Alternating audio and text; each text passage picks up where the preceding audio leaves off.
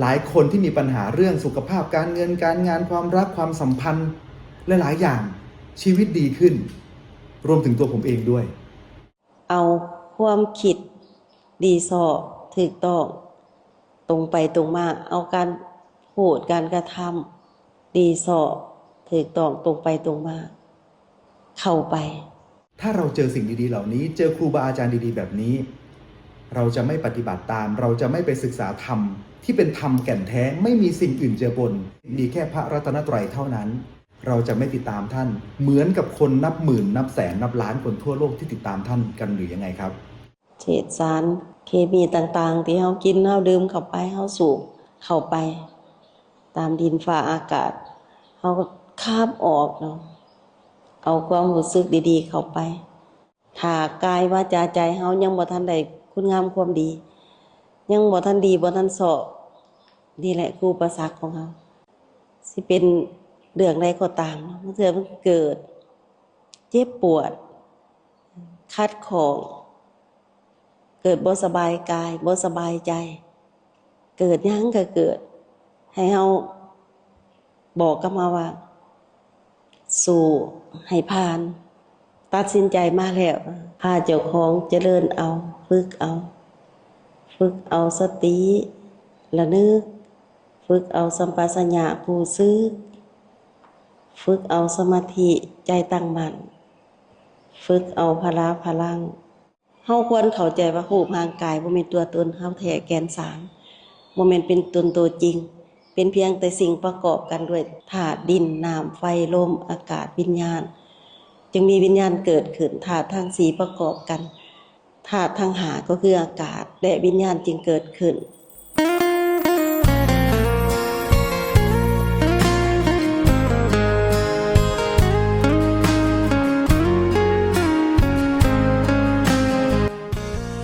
หลายคนอาจมีคำถามว่าทำไมผมถึงศรัทธาแม่พระผู้เมตตาเป็นอย่างมากมีโอกาสมีเวลาว่างผมก็จะไปปฏิบัติธรรมไปฝึกฝนกับแม่พระผู้เมตตา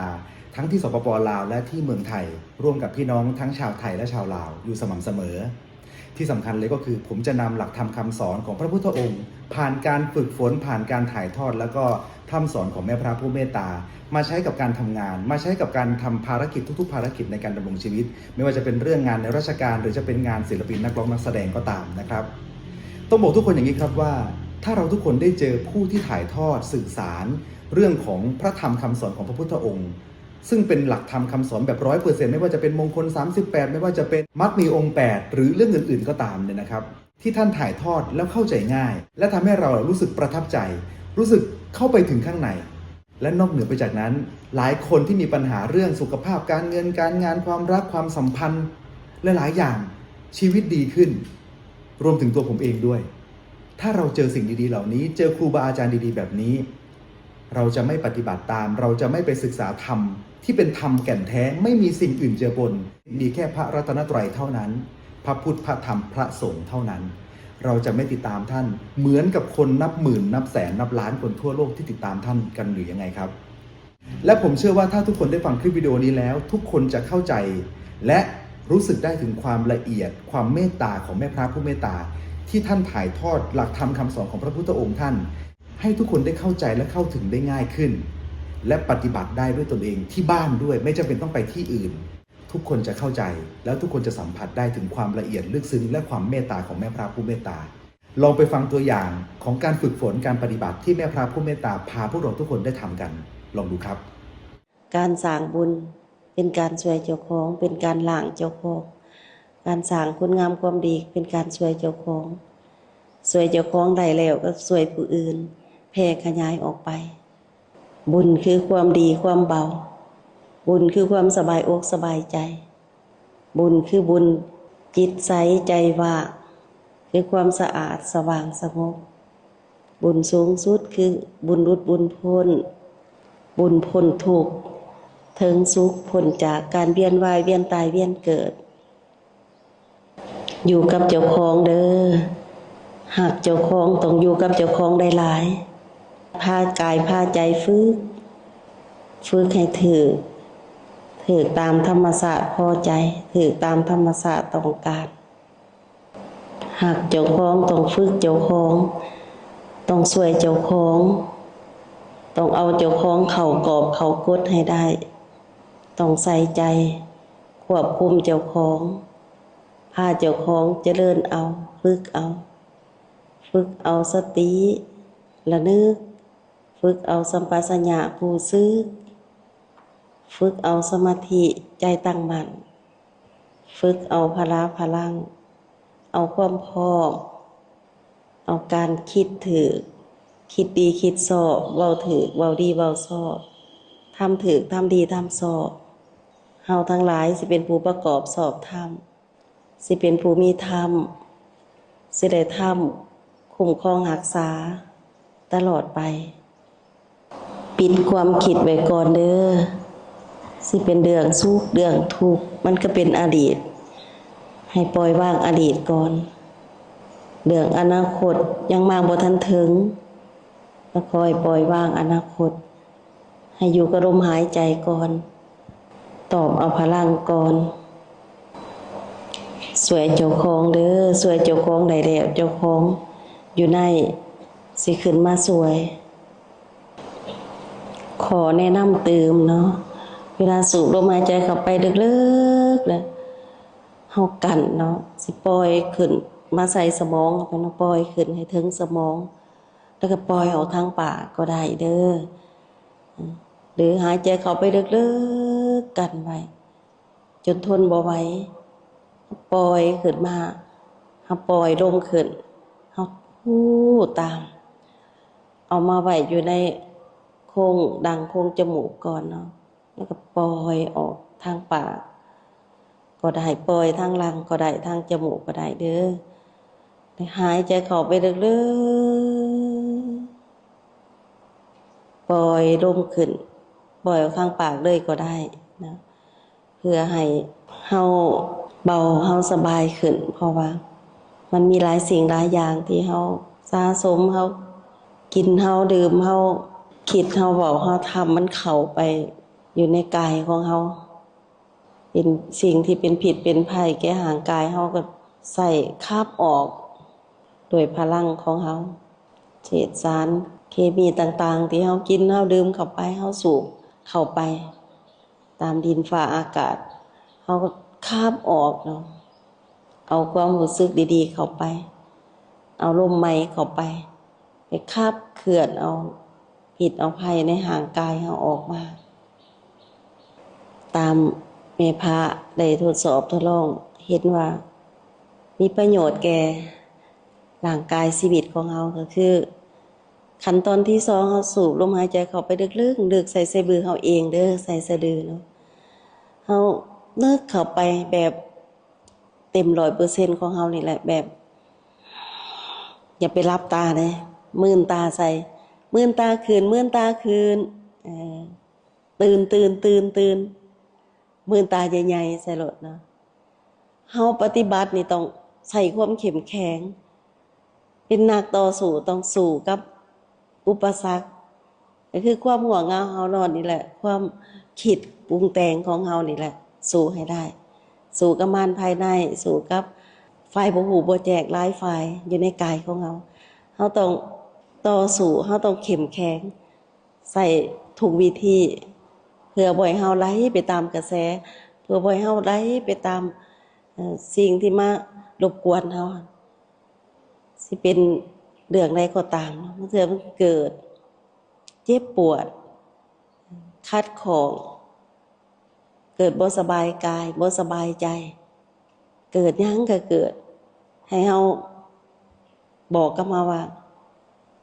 สู้ให้ผ่านตัดสินใจมาแล้วสลาจาคะเวลาศรัทธาทรัพย์ก่อนจะมาถึงตากฝาหลายสิ่งหลายอย่างเนาะประเมินคุณค่าบ่ธรรมดาเนี่ยการตัดสินใจของเฮาสิมาแพ้มานั่งเหงานอนบ่ได้มานั่งไหลไปทางอื่นบ่ได้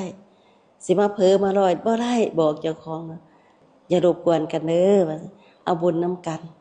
ทุกๆภาคส่วนให้หูจักขับเอาบุญเด้อเจริญนำกันเด้อสิมานั่งรับบ่ได้เด้อต้องเอาแบบนี้เนาะแต่หายใจเข้าไปเอาไป เอาแห้งๆคันมันยังบ่ทันเห็นลมหายใจเข้าออกบีบลังไปข้างหนึงบีบจมูกไว้หายใจเข้า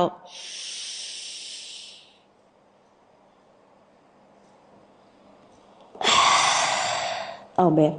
ไหลม่านออกก่อนนะมื่นตาเต็มมันยังหลับอยู่ก็มื่นขึ้นพุ่นแหละเบิ่ง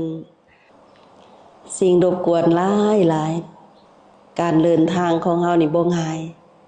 แต่เฮาก็สามารถเดินได้บ่นอกเหนือจากความภาคเพียรพยายามของเฮาดอกเฮามาอดทนอดกลั้นนำกัน เป็นธรรมเผาบาปเฮาอดเฮาทนเฮาพยายามอยู่เขาก็เมื่อยกับเฮาเขาก็บ่อยากฝึกบ่อยากปฏิบัติเขาก็ออกจากเฮาไปพวกรบกวนบางพวกบางฝ่ายเขาก็ได้ฝึกกับเฮาเขาก็ฮู้ก็แจ้งกับเฮา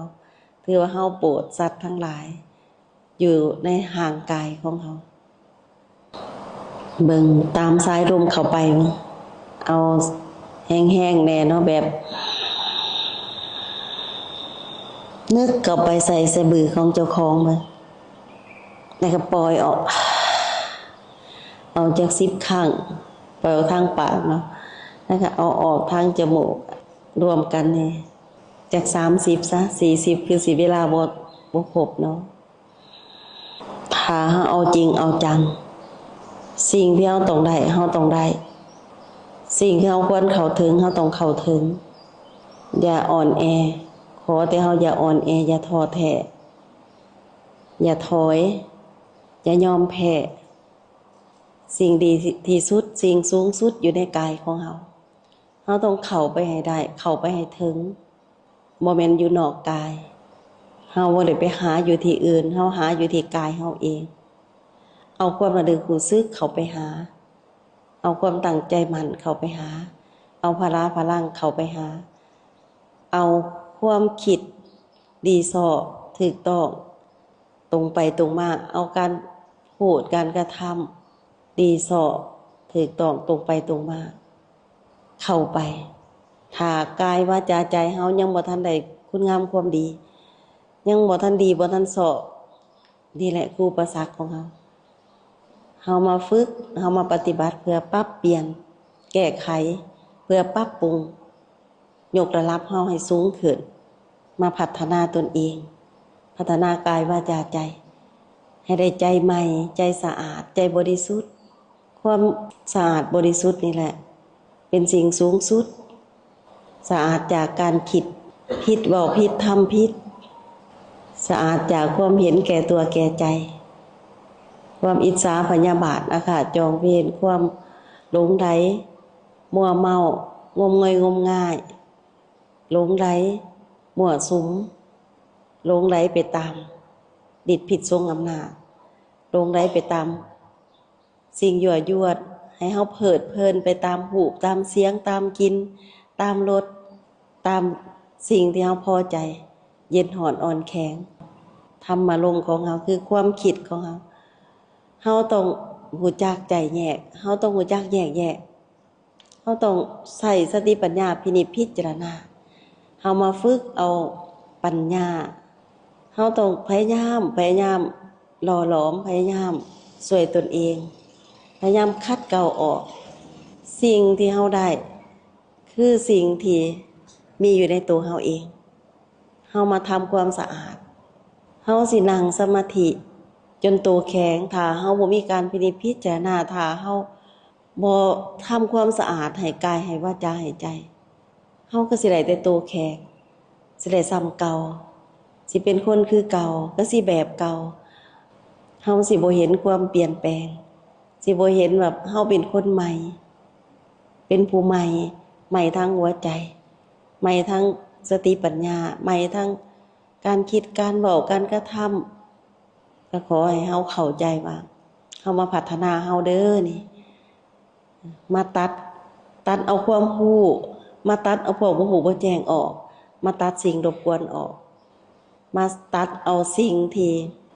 มันหลายอยู่ในหัวใจของเฮาเลยสิ่งที่เฮาขนเอาเข้ามาทางตาหูจมูกลิ้นกายใจจากเดืองยังเอาเข้ามาตามองเห็นเอาเข้ามาใส่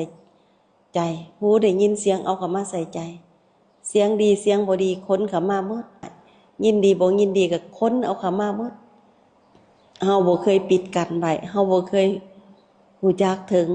หัวใจเจ้าของว่าเขาเป็นทุกข์เขาแบกภาระแบกปัญหาที่ตาหูจมูกลิ้นกายใจเอาเข้ามาใจก็คิดเอาเข้ามาคิดเอาเข้ามาแต่งชีวิตจริงเจ้าของชีวิตจริงจงขึ้นมาบ่ได้มีแต่ผิดแต่ภัยมีแต่สิ่งที่เฮาค้นเอาเข้ามาความยินดีพอใจเพลิดเพลินหลงไหลเฮาก็ค้นเอาเข้ามาคือสิ่งที่ปิดกั้นเฮาคือความอยากของเฮาอยากมีอยากเป็นบ่อยากมีบ่อยากเป็นมีแล้วบ่อยากมีเป็นแล้วบ่อยากเป็นตัวนี้แหละอุปสรรคใหญ่ของเฮาพาให้เฮามีการเกิดอีกพาให้เฮามีความกำหนัดยินดีพอใจในอารมณ์นั้นๆในอารมณ์นี้มันเกิดอยู่แบบนี้ในหัวใจของเฮามาพากันฝึกเฮามาพากันปฏิบัตินี่ก็เพื่อกำจัดตัวนี้แหละบ่ให้ตัณหามีที่อาศัยเฮาจึงพากันมายืนเดินนั่งนอนกำหนดรู้ถูกการเคลื่อนไหวกำหนดรู้เฮาจึงมาพากันฝึกให้ตนเองอยู่กับตนเองมาควบคุมตนเองให้อยู่ในกรอบในกฎให้เข้ากรอบเข้ากฎได้กรอบกฎหมายกฎธรรมชาติเฮาต้องเข้าให้ได้เฮาจึงสิพากันอยู่ดีอยู่เย็นเป็นสุขพ้นทุกข์ถึงสุขในตอนที่ยังมีลมหายใจตอนใจขาดไปเฮาทำอันใดไว้เฮาก็ได้รับผลของกรรมเฮาได้ก่อนใจบ่ทันขาดตอนใจขาดเฮาก็มีห้องหับเฮาตัวนี้แหละเป็นเรื่องสำคัญเฮาต้องได้ก่อนใจขาดได้ก่อนตายได้อันใดได้ความระลึกรู้สึกได้ความถูกต้องได้ใจตั้งมั่นคือเป็นผู้มี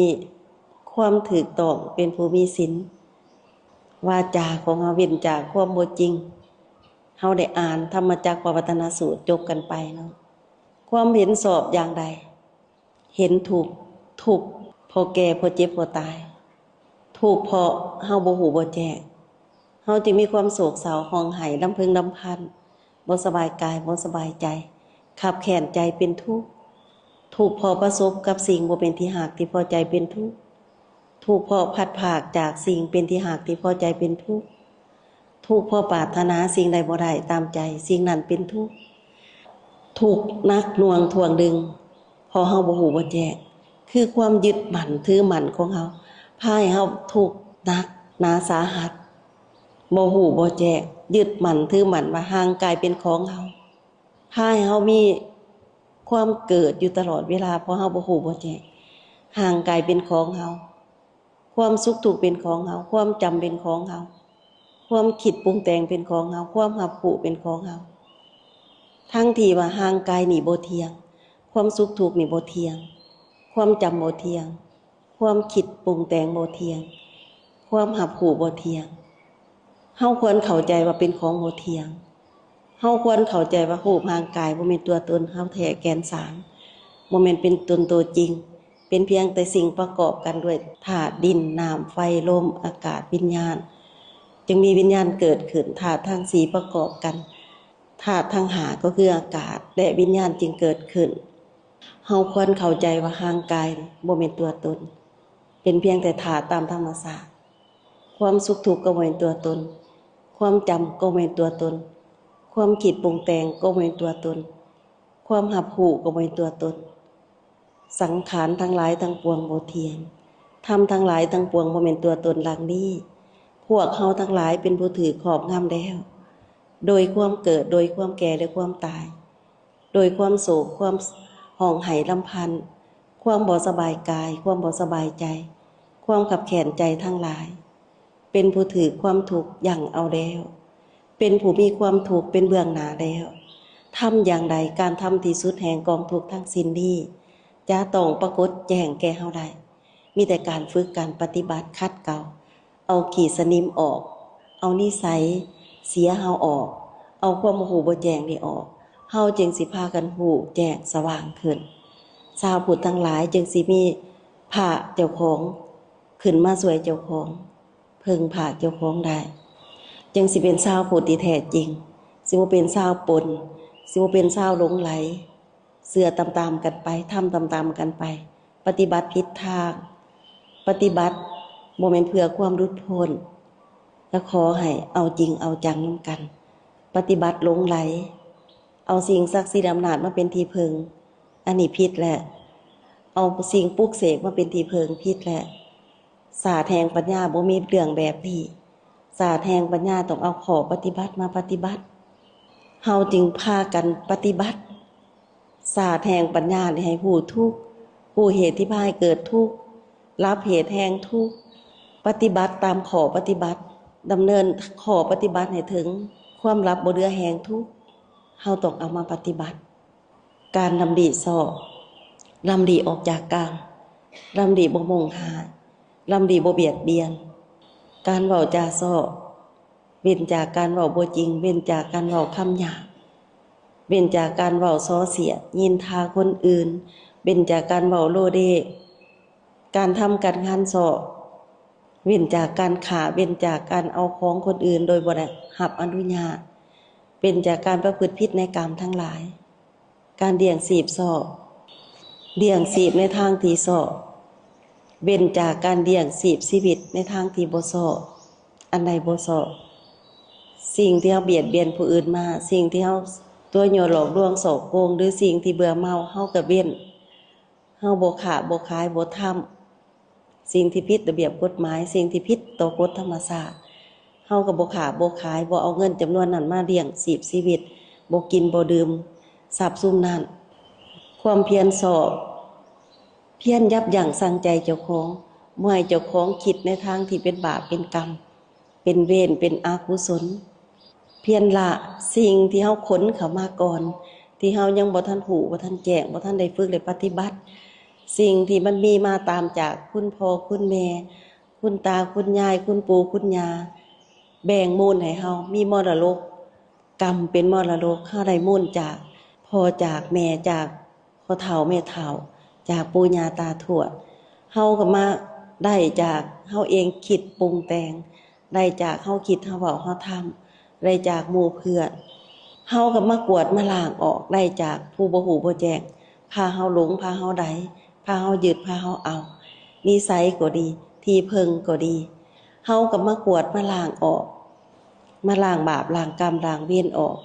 มาละออกให้มันหมดมันเกลี้ยงจากกายวาจาใจของเฮาและเฮามาตั้งใจมั่นสร้างคุณงามทำความดีสร้างให้เจ้าของมีสติสัมปชัญญะมีสมาธิใจตั้งมั่น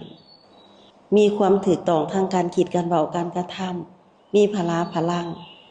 ก็คือมีศีลสมาธิปัญญามีวิชาธรรมะเพื่อกำจัดถูกออกเพื่อกำจัดสิ่งที่มันเป็นผิดเป็นภัยออกจากชีวิตล้างพัดคัดเก่าออกแต่เฮาก็มาพากันทำความเข้าใจต้องรู้จักรักษาเอาทางฝ่ายพ่อทั้งหลายก็รักษาทั้งลูกทั้งหลานทั้งญาติทั้งมิตรเฮาก็รักษานำกันฝ่ายแม่ฝ่ายพ่อฝ่ายลูกฝ่ายหลานเฮามารักษานำกันทั้งชาวลาวชาวไทยชาวโลกนำกันมารักษาคุณงามความดีนำกันอดเอาทนเอากันเอาปล่อยวางเอาถ้าเฮาปล่อยวางเป็นเฮาสิเย็นสิเป็นสุขมีเรื่องมีปัญหาพยายามปล่อยวางออกพินิจพิจารณาให้อภัยให้ยกโทษให้ผู้อื่นอโหสิกรรมให้ผู้อื่นใจเฮาจึงสิว่างจากบาปกรรมอกุศลใจเฮาจึงสิเป็นใจมีมรรคมีผลใจเป็นคนเบิดไปใจบกบนใจวุ่นวายใจหายใจขืนใจเครียดใจแค้นมันสิเบิดไปใจขับแค้นแน่นอังเบิดไปความโมโหบ่แจกเบิดไปย้อนเฮามาพากันอดทนอดกันภาคเพียรพยายามบากบั่นนำกันใส่ขันติความอดทนอดกันเป็นธรรมเครื่องเผาบาปเผากรรมเผาเวรนำกันเผากิเลสนำกันเฮามาพากันฝึกเอาความระลึกฝึกเอาความรู้สึกองค์มรรคที่7ก็ขอให้มาหูจักพิจารณากายตอนเช้าเฮาก็ได้อ่านเรื่องห่างกายพิจารณากายให้เห็นกายส่วนธาตุขันธ์ก็ให้เห็น ส่วนธาตุสี่ขันธ์ห้าให้เฮาเห็นแล้วก็ส่วนกายในกายให้เฮาเห็นว่ามีอันใดจักสิ่งจักอย่างนับแต่ผมขนเล็บแขวหนังจนถึงมันสมองส่วนทางในเฮาต้องนึกเข้าไปให้เห็นอวัยวะสิ้นส่วนของเฮาสิ้นส่วนอวัยวะของเฮาให้เห็นกายในกายให้เห็นว่าเฮายังมีญาณของเฮาอีกกายญาณของเฮาให้เฮาเห็นอีกว่าเฮายังมีกายธรรมศาสตร์ผู้สวยเฮาผู้ประเสริฐเลิศยิ่งผู้เฮาควรค้นเอาผู้เฮามาค้นหาผู้เฮาศรัทธาเลื่อมใสเคารพผู้คือผู้เป็นธรรมศาสตร์ผู้บอกเฮาผู้สอนเฮาผู้เตือนเฮาผู้ช่วยเหลือเฮาผู้เจ้าชายสิทธัตถะตัดสหูเอาได้ผู้พระองค์ตัดสหูเอาได้แล้วขอให้เฮาพอใจขอให้เฮาเอาใจใส่ว่าพิจารณาเข้าไปเอาความระลึกเอาความรู้สึกถอนความพอใจหรือบ่พอใจจากห่างกายเฮาให้ได้จากโลกธาตุห่างกายให้ได้พิจารณาถึงความสุขความทุกข์พิจารณาจิตในจิตมันเป็นจังไดมันมีความรู้สึกสอดอยู่จักสันจักหรือความรู้สึกตื่นกลางดึกให้เฮาพิจารณาเข้าไปพิจารณาธรรมในธรรมให้เห็นธรรมในธรรมเฮาเป็นธรรมหรือเฮาเป็นอาธรรมเฮาตรงไปตรงมาบ่เฮามีแต่ความดีความถือความสอบบ่มีแต่ความจริงบ่เข้าถึงความจริงฮู้ความจริงฮู้ถึงธรรมศาสตร์จริงบ่แล้วก็ปล่อยวางได้บ่เฮาจึงมาเบิ่งว่าเฮานี่มีธรรมบ่เป็นธรรมบ่ใจเฮาเป็นใหญ่เป็นกลางบ่เห็นธรรมในธรรมอยู่เป็นประจำการคิดการเว้าการกระทำเฮามีแต่ความจริงมีแต่ความดีมีแต่ความถูกต้องนี่แหละเป็นธรรมมีแต่ความเหมาะสมนี่แหละเป็นธรรมเฮาก็พิจารณาเข้าไปให้เห็นละเอียดชัดเจนให้เฮาเห็นไปถึงว่าเฮานี่สงัดได้บ่จากกรรมทั้งหลายที่มันยั่วยวนที่มันเผาไหม้เฮาที่มันรุมเร้าเฮาที่มันลากดึงเฮาหูบเสียงกินรสความพอใจบ่พอใจในสัมผัสเย็นหอนอ่อนแข็งอารมณ์กระทบใจเฮาเป็นอย่างใดเฮานิ่งเฮาหยุดหรือเฮาทุกข์อยู่กับเรื่องนี้เฮาก็มาเบิ่งเฮาอีกว่าเฮานี่ละกรรมทั้งหลายได้หรือยังละธรรมที่เป็นอกุศลได้หมดหรือยังเฮาก็มาเบิ่งว่ามันเป็นจังไดเบิ่งเข้าไปการตัดสหูการตัดเอาความหูเฮาต้องฮู้ต้องเข้าใจได้มาเว้าถึงข้อที่7ที่8นี่เป็นเรื่องที่เฮาต้องพิจารณาได้หลายตอบเอาเฮาเองได้หลายตอบเอาให้เฮาเป็นหนึ่งเดียวเฮาจึงสิเห็นว่าปิติเกิดเฮาก็บ่หลงตามปิติเฮาระงับได้เฮาสิระงับวิตกวิจารได้เฮาสิเป็นผู้ตั้งมั่นสิเป็นใจตั้งมั่นเกิดว่าซ่าน1ซ่าน2ซ่าน3ซ่าน4ก็แล้วแต่ขอให้เฮานี่เอาภาษาที่เฮาเข้าใจก็คือฮู้ตนเองเห็นตนเองระงับตนเองได้บ่เพิดเพลินบ่หลงใดบ่ยินดีบ่พอใจบ่ไปตามฤทธิ์พิสงอำนาจบ่ไปตามอำนาจทั้งหลายทั้งปวงยึดตัวเองได้ยั่งตัวเองได้เฮาสิเป็นผู้เห็นด้วยตนเองให้เฮาเห็นว่าเฮานี่ได้แล้วสมาธิใจตั้งมั่นถอนความสุขความทุกข์จากหัวใจถอนความพอใจหรือบ่พอใจออกได้ถอนความสุขความทุกข์ออกได้ละความสุขละความทุกข์ได้ละได้ปลงมันได้วางได้ความยินดีพอใจความกำหนัดละออกความโมโหโทสะกำจัดออกบ่ให้เหลือบ่ให้ขาดสิ่งใดที่มันเป็นเรื่องที่ยั่วยวนตาหูดังดินกายใจเฮาพิจารณาได้เฮาปล่อยวางได้ถือว่าเป็นผู้ที่เข้ากรอบเข้ากฎเข้าสู่หลักสู่ทางสายกลางผลเฮาจะได้รับย้อนเฮาฝึกเฮาปฏิบัติทั้งเอาข้อปฏิบัติมาปฏิบัติทั้งเอารูปแบบมาปฏิบัติเพื่อให้กายใจของเฮานี่นิ่งสงบสงัดเพื่อเฮาเห็นด้วยปัญญาของเฮาเองเฮาจึงพากันมาเจริญในการยืนอย่างนั่งนอนกำหนดรู้ทุกการเคลื่อนไหวกำหนดรู้มาฮู้มาติดตามเจ้าของมาจดจ่อใส่เจ้าของเพื่อให้ระลึกรู้สึกทีต่อเนื่องและเพื่อให้เฮานี่อยู่กับเฮาได้ตลอดทุกการเว้าการคิดการกระท คิดก็ฮู้ก่อนจังคิดอยู่ก็ฮู้ก่อนเว้าก็ฮู้เว้าอยู่ก็ฮู้ก่อนทำก็ฮู้ทำอยู่ก็ฮู้เฮามาฝึกเอาผู้ฮู้ฝึกให้เฮาฮู้เฮาจึงสิเข้าถึงพระธรรมศาสตร์ฮู้ขอให้เห็นข้อปฏิบัติเด้อพระองค์ตรัสสอนเฮาให้เฮาเอามาปฏิบัติข้อปฏิบัติให้เห็นว่าแม่พาแยกแจงชี้แจงอธิบายให้ฟังนี่แม่นข้อปฏิบัติที่พระศาสดาตรัสสอนมากมีองค์8ที่อธิบายตอนท้ายเนาะประกอบสติปัญญาของแม่พาประกอบตามความรู้พิเศษของแม่พาที่ได้แยกแยะให้ฟังในแต่ละหัวข้อย่อยๆหรือว่าประกอบกันเพื่อให้เฮาแจ้งในทางเดินออกจากทุกข์พระองค์ตรัสสอนว่าถ้าผู้ปฏิบัติตามข้อปฏิบัตินี่จักขุจะเกิดญาณก็จะเกิด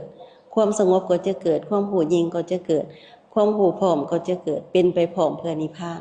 บ่ต้องอยากได้นิพพานขอให้เฮาปฏิบัติผลเกิดเฮาก็ได้ผลบ่เกิดเฮาอยากได้เฮาก็บ่สามารถได้เฮาก็บ่ได้ถ้าเฮามีการกำหนดรู้เข้าไปรู้ว่าทุกข์ของเฮามันเป็นอย่างใดมันมาจากไสละให้ได้เห็นเหตุที่พาให้ทุกข์ละเหตุออกให้ได้แต่เฮาเอาข้อปฏิบัติมาปฏิบัติเฮาทำให้เฮาแจ้งได้ข้อปฏิบัติถ้าเฮาปฏิบัติให้ครบเฮาปฏิบัติได้จริงเต็ม 100% เป็นผู้ปฏิบัติดีปฏิบัติตรงปฏิบัติเพื่อหูธรรมเพื่อออกจากทุกข์ปฏิบัติสมควรแก่ธรรมเฮาสิเป็นผู้ได้จักขุเกิดญาณเกิดปัญญาเกิดวิชาเกิดแสงสว่างเกิดอยู่ที่หัวใจของทุกท่านทุกคนเองแล้วขอให้เฮาเอาใจใส่เด้อว่าก่อนที่พระองค์จะตรัสรู้ได้พระองค์ได้ใช้เวลาพินิจพิจารณาค้นคว้าหาพระองค์เข้าถึงพระองค์จึงได้บ่แม่นพระองค์ไปได้อยู่ทางอื่นบ่แม่นพระองค์ได้อยู่ทางนอกพระองค์นี่ได้อยู่ในกายในใจเจ้าของแต่พระองค์ปฏิบัติถึงผิด6 ปีพระองค์ยังตรัสรู้บ่ได้พระองค์จึงมาบอกว่าพระองค์ได้ปฏิบัติ6 ปีเนาะแต่พระองค์บ่ได้บอกเป็นคำเว้าแบบนี้เนาะคือพระองค์ยังบ่ทันแจ้งด้วยปัญญาของพระองค์พระองค์จึงออกจากครูอาจารย์ไปพระองค์จึงออกจากปัญจวัคคีย์ทั้ง5ไปพระองค์ไปปฏิบัติผู้เดียวเพราะพระองค์ได้พระองค์จึงบอกว่าปัญญาเครื่องหูเห็นตามที่เป็นจริงมีปริวัติ3มีอาการ12เช่นนั้นในอริยสัจทั้ง4เหล่านี้เมื่อก่อนยังบ่ทันบริสุทธิ์หมดจดด้วยดีแก่พระองค์แต่ตอนที่พระองค์ตรัสรู้ได้พระองค์ประกาศธรรมพระองค์ว่าปัญญาเครื่องหูเห็นตามที่เป็นจริงมีปริวัติ3มีอาการ12เช่นนั้นในอริยสัจทั้ง4เหล่านี้เป็นของบริสุทธิ์หมดจดด้วยดีแก่เฮาแล้วเนาะพระองค์จึงบอกว่าพระองค์แจ้งแล้วในเรื่องการเกิดทางหัวใจเกิดเป็นเทวโลกมารโลกพรหมโลกโมสัตว์ทั้งหลายสมณพราหมณ์เทวดามนุษย์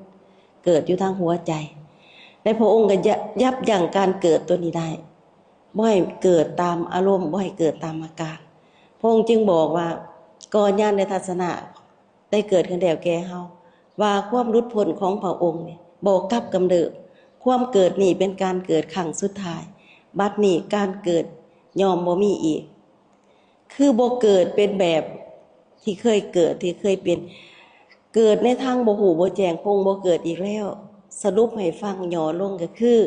เมื่อก่อนพระองค์บ่ฮู้ว่าเกิดเป็นทุกข์แก่เป็นทุกข์ตายเป็นทุกข์และเมื่อก่อนพระองค์บ่ฮู้ว่า